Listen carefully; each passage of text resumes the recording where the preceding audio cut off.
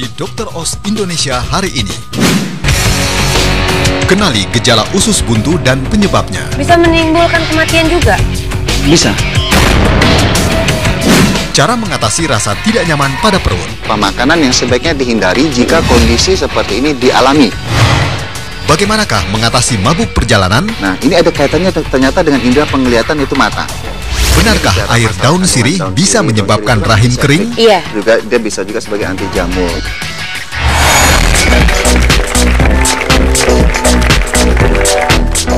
Apa kabar Anda pemirsa yang ada di rumah? Insya Allah Anda masih dalam kondisi sehat, senantiasa dalam lindungannya. Karena apa ya? Di belakang saya ini juga penontonnya luar biasa dan sehat-sehat. Benar nggak? Sehat nggak? Sehat! Tuh, dari suaranya sudah ketahuan ya, kandungan gizinya. Saya harap kandungan gizi Anda juga sama. Tapi kali ini saya tidak bicara mengenai gizi, tapi saya ingin bicara mengenai infeksi. Infeksi apa? Yaitu infeksi usus buntu.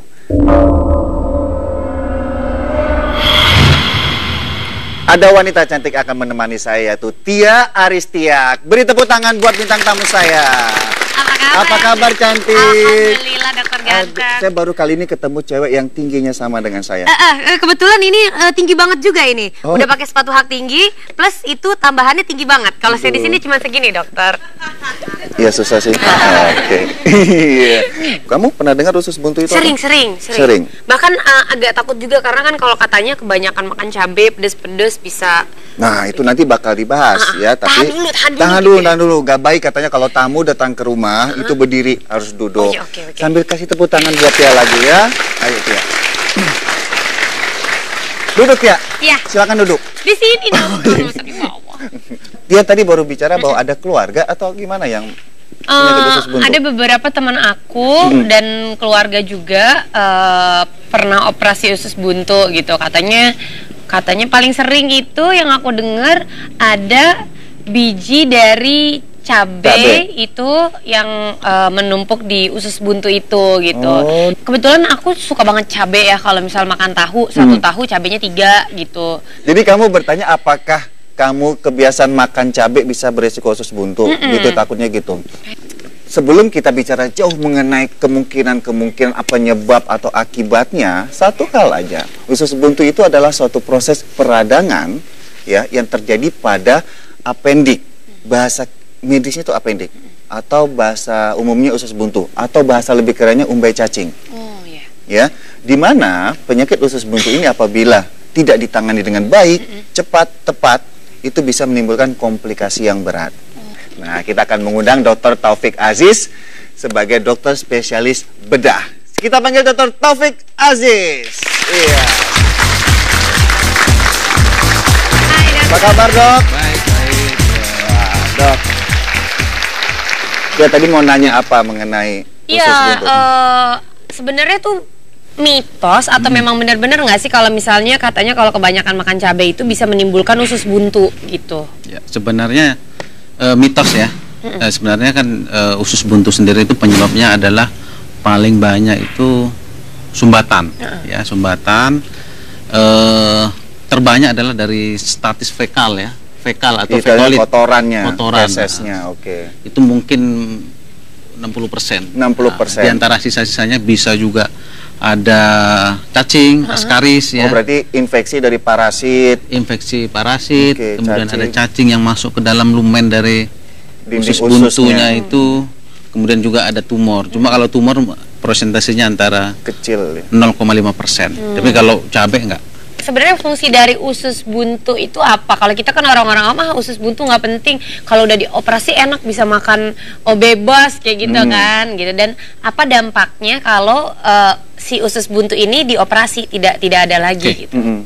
Fungsi dari usus buntu tidak diketahui ya, tidak diketahui. Dan apabila dioperasi tidak akan menimbulkan hal-hal yang berpengaruh kepada tubuh kita. Jadi kalau kita operasi usus buntu kan berdasarkan indikasi. Jadi ada indikasi memang harus dibuang, jadi tidak ada masalah. Biasanya kan usus buntu itu yang beberapa literatur mengatakan nyeri itu seperti orang penderita MAH. Ini kan sering samar-samar, Dok. Ya. Gimana cara kita mengetahui pasti bahwa itu adalah kondisi dari gejala atau simptom si usus buntu ini? Biasanya awalnya adalah nyeri di ulu hati dia.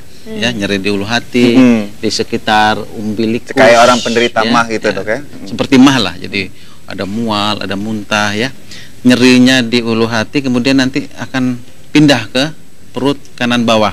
Jadi mungkin antara 4-6 jam dia nyerinya akan pindah ke sana. Itu juga udah menandakan bahwa khas pada perjalanan dari penyakit usus dari buntu itu tadi tersebut. ya. Bicara masalah misalnya ini kejadiannya nih, Dok. Kejadian itu kan ada yang akut, ada yang kronis. Ya, membedakannya apa? Di semua kasus dengan usus buntu, apabila kita sudah mendiagnosis secara pas, itu treatmentnya adalah operasi ya. Non operatif akan menyebabkan suatu tingkat mortality atau Kematian. angka kesakitan dan morbidity dan mortality-nya akan meningkat Angka karena efek-efek kesakitan dan angka samping yang kematian, ya. akan ditimbulkan ya. Bisa menimbulkan kematian juga? Bisa. Apabila usus buntu yang fase akut misalnya tidak ditangani secara cepat, lama-lama kan tekanan di dalam intraluminar itu, tekanan di dalam Di perut, di dalam usus buntunya itu kan meningkat kan. meningkat.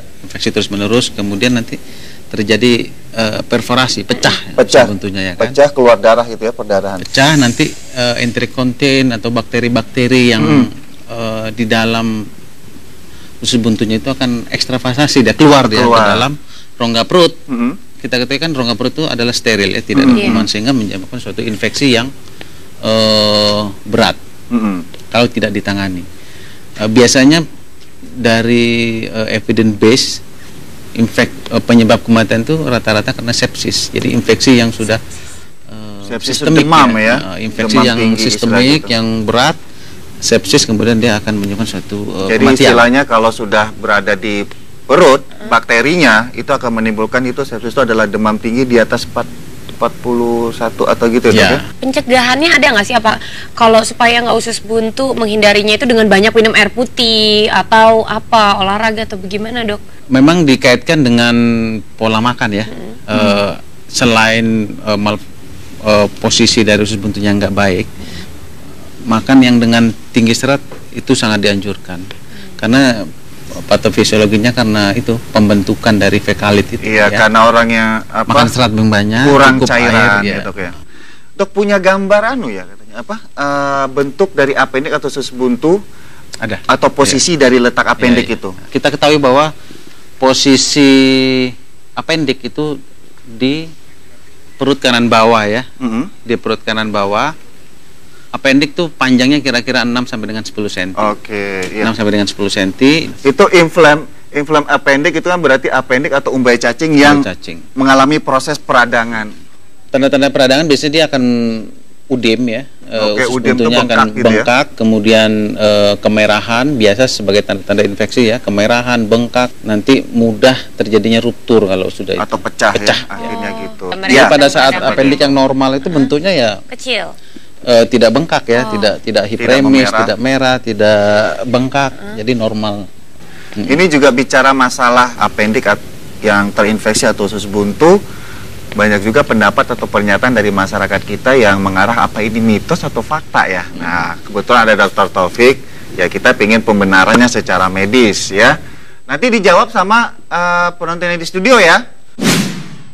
Pernyataannya adalah perempuan lebih besar dibanding laki-laki untuk kejadian appendicitis atau infeksi usus buntu. Mitos atau fakta?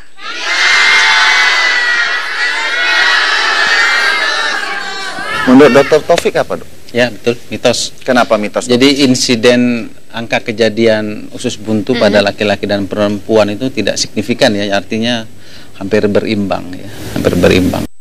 Mitos yang kedua atau fakta yang kedua, infeksi usus buntu hanya terjadi pada usia anak-anak dan remaja. Mitos atau fakta? Mitos. Benar apa enggak? Benar. Wah, betul, tepuk tangan sekali lagi. Iya. Alasannya kenapa, Dok? Ya, usus buntu bisa terjadi pada semua umur ya. Jadi Oke. tidak benar hanya pada orang dewasa. Memang angka kejadian pada orang dewasa lebih banyak dibanding pada anak-anak. Tetapi tidak berarti bahwa anak-anak tidak akan pernah menderita usus buntu. Semua gitu. bisa. Semua. Ingat sekali lagi bahwa gejala dari usus buntu itu jangan sampai keliru Anda mendeteksinya, seperti apa yang sudah dijelaskan oleh Dr. Taufik. Jika Anda masih ragu, di saat gejala itu terjadi, segera hubungi dokter Anda. Setelah ini masih banyak informasi yang menarik, jadi jangan kemana, tetapi Dokter Us Indonesia.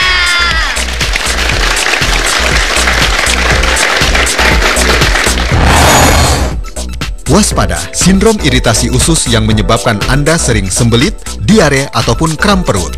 Tetap di Dr. Oz Indonesia. jika kondisi seperti ini dialami.